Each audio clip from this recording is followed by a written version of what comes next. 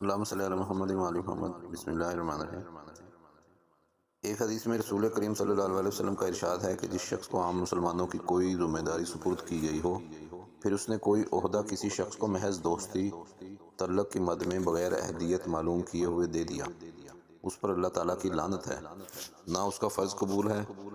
نہ نفل، یہاں تک کہ وہ جہنم میں داخل ہو جائے۔ جمع الفوائد صفحہ نمبر 375۔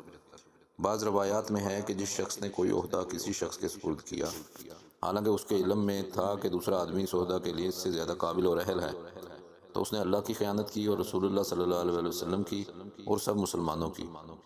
آج جہاں نظام حکومت کی ابتری نظر آتی ہے، وہ سب اس قرآنی تعلیم کو نظر انداز کر دینے کا نتیجہ ہے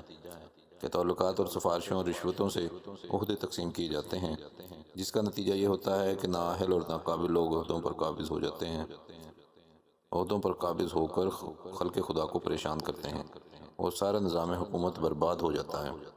اس لیے حضرت صلی اللہ علیہ وسلم نے ایک حدیث میں ارشاد فرمایا،